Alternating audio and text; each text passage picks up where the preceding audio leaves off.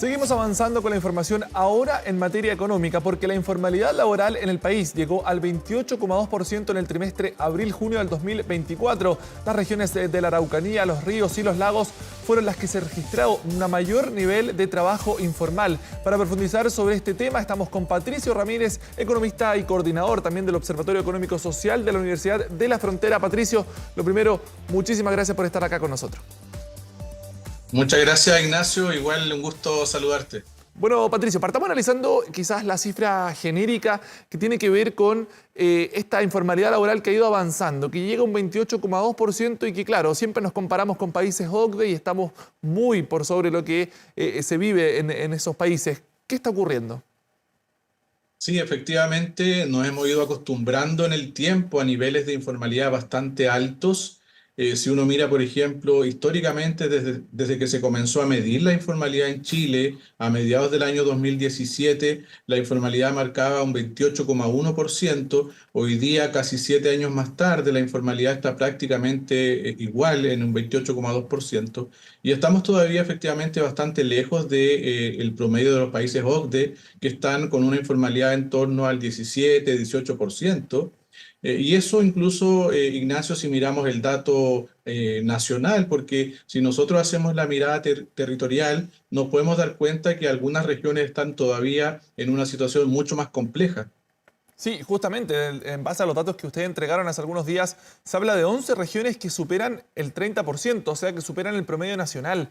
¿Cómo se explica eso? Veíamos que las regiones de la Araucanía, los ríos y los lagos son las principales, con cifras altas. ¿A qué se debe esta situación? Sí, la verdad que esto nos demuestra que el problema de informalidad laboral está bastante generalizado, ¿cierto? Y es transversal en términos territoriales.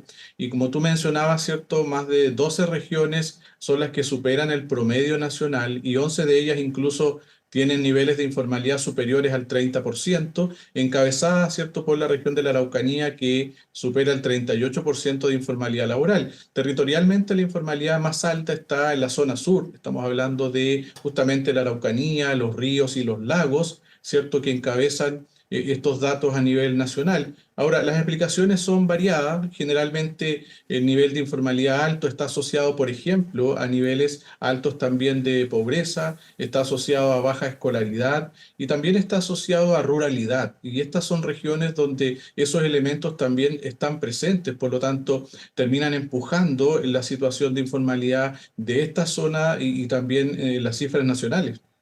Y ahí, por ejemplo, encontramos un segmento en particular que es el de las mujeres, que muchas de ellas prefieren también la informalidad y aquí vamos a términos prácticos, o sea, buscan tener la libertad de los horarios porque son principalmente quienes están a cargo de los cuidados de terceros. Es también, cuesta combatir muchas veces la informalidad frente a esa realidad que viven principalmente las mujeres.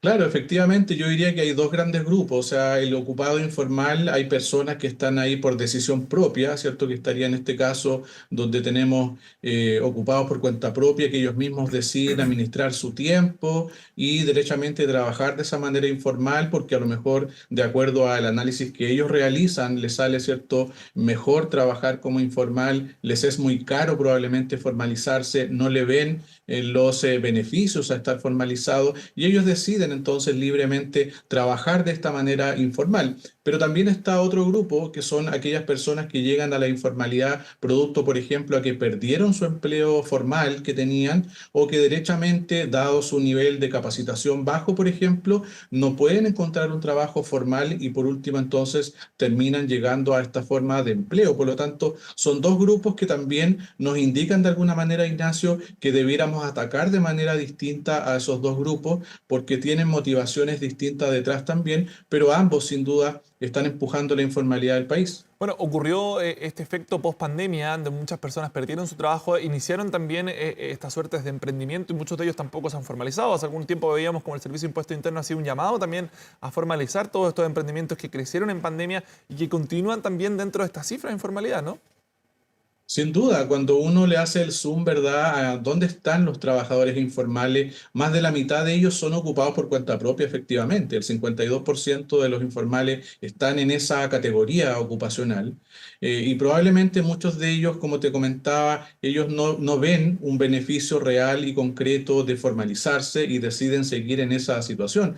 Entonces, esto también es un llamado, una advertencia a las políticas públicas, a las políticas tributarias, por ejemplo, a los trámites que se necesitan para la formalización, porque lo que está ocurriendo acá, de acuerdo a los datos, es que muchas de estas personas en realidad se dan cuenta que el costo probablemente de formalizarse es muy alto y no compensa los beneficios de formalizarse.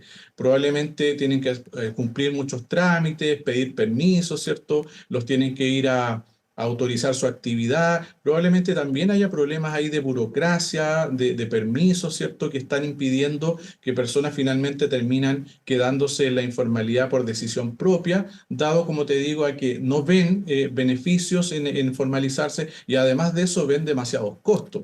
Eso por un lado. Pero también no hay que perder de vista, Ignacio, que otro grupo importante de ocupados informales está en el empleo dependiente, porque generalmente uno asocia al ocupado informal con los cuentapropias. Y eso está bien, ahí está el grueso de los ocupados informales, pero un tercio de los informales está también en ocupaciones asalariadas privadas, es decir, personas que trabajan en una empresa, que tienen un horario, subordinación y dependencia, pero que sin embargo no tienen un contrato escrito y no tienen un pago de cotizaciones previsionales. Por lo tanto, también ahí hay que poner el foco porque es una informalidad quizás mucho más peligrosa y que pudiera mejorarse de mejor manera en el corto plazo. Bueno, ahí se ha hablado bastante de este concepto que también comienza a crecer una economía informal, ¿o no? Que va en paralelo a esta informalidad laboral. Claro, claro, efectivamente, todos estos emprendimientos o microemprendimientos que no se formalizan terminan formando parte de esta economía informal, ¿no? Entonces, y eso a su vez trae distintos problemas económicos y sociales, no permite, ¿cierto?, generar ingresos tributarios para el país que posteriormente se traduzcan en mayor gasto social, por ejemplo, y también uno podría generar otras externalidades negativas asociadas al comercio informal o a la economía informal, como aumento de la delincuencia, por ejemplo, que puede estar asociado también a ese tipo de economías. Por lo tanto, genera efectos negativos en términos económicos y sociales, y es por eso que es tan relevante que se pueda ir reflexionando mucho más a fondo en este tema que lamentablemente se ha ido transformando en un tema más bien estructural del país. Nos ha costado mucho bajar estos datos de informalidad a través del tiempo. Nosotros hicimos este análisis territorial y pudimos ver, por ejemplo, respecto al año anterior, también muy pocas regiones han bajado su informalidad, la gran mayoría las mantiene o las ha subido. Entonces eso nos está indicando, nos está dando una alerta, una alarma de que el mercado laboral está en una situación compleja donde buena parte de las personas se tiene que ir a la informalidad, muchas veces no por decisión propia, pero también algunas por decisión en esta economía informal que estamos comentando. De hecho, un dato revelador es la creación de puestos de trabajo. Finalmente, el 62% son trabajos informales versus el 38% de trabajos formales. Ahí también se hace muy difícil poder revertir esta cifra de informalidad cuando vemos que la creación o la oportunidad laboral se está llevando más por ese lado. Exacto, y ese es el dato nacional, ¿verdad? Porque a principios de este año 2024, la creación de empleo estaba empujada principalmente por el empleo formal, es decir, a principios de año solamente el 20 y tanto por ciento del empleo era informal, y esa cifra fue subiendo paulatinamente hasta llegar a cerrar el primer semestre del año en curso con un 62%, es decir, más de la mitad de todos los trabajos creados el último año son de categoría informal.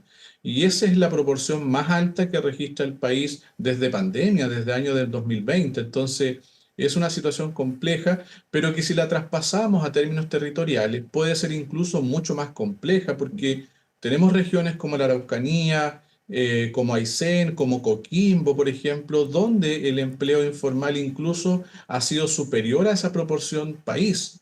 Ya Coquimbo, por ejemplo, más del 80% de los empleos del último año son informales. En el caso de la Araucanía, prácticamente el 100% de los nuevos puestos de trabajo son informales. Entonces, tenemos a gran parte de las regiones del país en esa situación, donde el empleo en general está creciendo poco, pero además de crecer poco, está creciendo por el lado informal. Entonces, son dos señales de alarma, de alerta, que nos están diciendo que la economía, por un lado, no está siendo capaz de generar empleo suficiente para absorber las nuevas personas que se incorporan al mercado laboral. Pero además de eso, el empleo que se genera está, ¿no es cierto?, apareciendo por el lado informal. ¿Y cómo se combate esa informalidad? Muchas veces se habla de los subsidios que tienen que generar un rol mucho más importante. ¿Cómo logramos revertir una cifra que por ahora ya nos está preocupando? Sí, la verdad que la informalidad, ¿cierto? Es un fenómeno multifactorial que tiene, como decíamos, muchos factores, muchos ribetes y por lo tanto hay que analizar diferentes estrategias para combatir los subgrupos de informalidad. Por ejemplo, aquellos microemprendimientos que están en la informalidad por decisión propia, lo que está sucediendo ahí es que ellos están viendo muchos costos, muchos trámites para formalizarse. Entonces ahí una vía de solución podría ser trabajar mucho más, ¿cierto?, en simplificar mucho más todavía la tramitación tributaria de estos pequeños emprendimientos, de tal manera que ellos puedan ver que formalizarse es mucho más fácil, es mucho más rápido y menos costoso. Hoy día ellos ven que formalizarse es muy complejo, requiere costos importantes y finalmente deciden no hacerlo. Entonces, ahí se puede buscar un pool de medidas orientadas a facilitar la formalización de las pequeñas empresas, por ejemplo, brindando asesoría contable, porque un emprendimiento pequeño que se quiere formalizar necesita probablemente un contador, necesita que le lleven la contabilidad, y eso ya se transforma en un problema para el emprendimiento pequeño, digamos, de pequeña escala, y finalmente termina optando por la informalidad. Ahora, respecto del grupo de los informales dependientes, ahí las vías de solución tienen que ser otras. Probablemente se tenga que seguir trabajando en aumentar la fiscalización de aquellos sectores económicos que típicamente han tenido más informalidad, la agricultura, la construcción, el comercio, ¿verdad? Entonces, yo diría que hay que buscar distintas estrategias para abordar, ¿cierto?, distintos orígenes que tiene la informalidad laboral. Por último, Patricio, antes que se nos vaya el tiempo, ayer se entregaron los datos de los ingresos en nuestro país. ¿Cómo viste esta cifra que se da a conocer, 853.000 pesos el sueldo promedio? Pero claro, hay algunas diferencias de personas que dicen, por supuesto, ganamos mucho menos que el promedio. ¿Cómo viste finalmente estos datos que se dieron a conocer?